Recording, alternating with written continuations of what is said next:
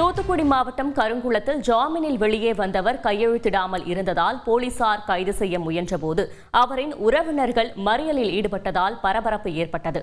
அது தொடர்பான காட்சிகளை பார்க்கலாம்.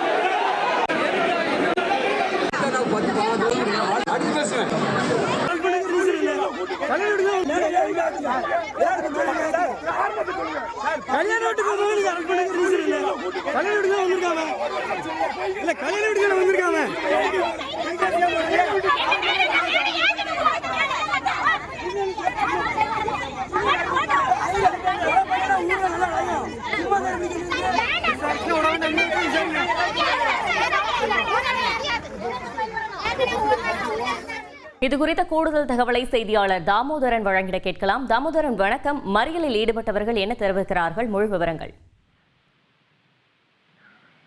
வணக்கம்.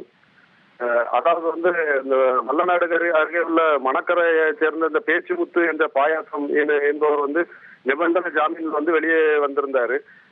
அவர் கையெழுத்திடாமல் இருந்ததுனால அவர் டிஎஸ்பி ராமகிருஷ்ணன் தலைமையிலான போலீசார் கருங்குளத்துல திருமண மண்டபத்துல அவரை கைது செய்ய போகும்போது அங்க உள்ள ஆதரவாளர்களும் உறவினர்களும் கைது செய்ய விடாம மறித்து சாலை மறியல் போராட்டத்தில் ஈடுபட்டாங்க. அது பரபரப்பை ஏற்படுத்தி இருக்கு அந்த ஏரியாவில்.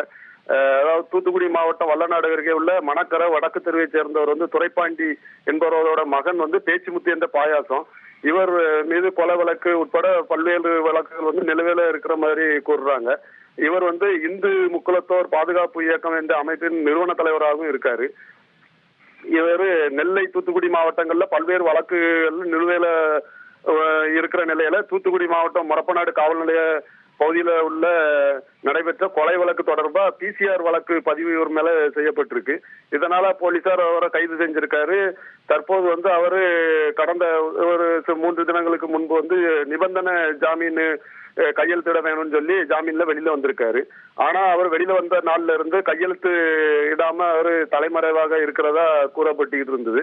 இந்த நிலையில கருங்குளத்துல நடைபெற்ற திருமண நிகழ்ச்சியில பேச்சுமுத்து அவர் கலந்து வராரு என்ற தகவல் போலீசாருக்கு கிடைக்குது. அதன் அடிப்படையில டிஎஸ்பி ராமகிருஷ்ணன் தலைமையிலான போலீசார் அவரை கைது செய்வதற்காக அங்க அந்த மண்டபத்துக்கு செல்றாங்க. அங்க அவரை கைது செய்ய விடாம அந்த உறவினர்கள் சூழ்ந்துகிட்டு தடுக்கிறாங்க. பின்னர் அவரை கைது செய்து வெளியில அழைச்சிட்டு வரும்போது ஆதரவாளர்களும் உறவினர்களும் கருங்குளத்துல உள்ள தூத்துக்குடி திருநெல்வேலி திருச்செந்தூர் மெயின் சாலையில சாலை மறியல்ல ஈடுபடுறாங்க.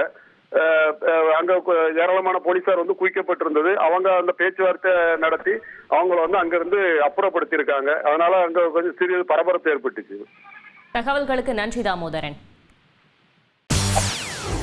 செய்திகளை உடனுக்குடன் தெரிந்து கொள்ள உடனே சப்ஸ்கிரைப் பண்ணுங்க.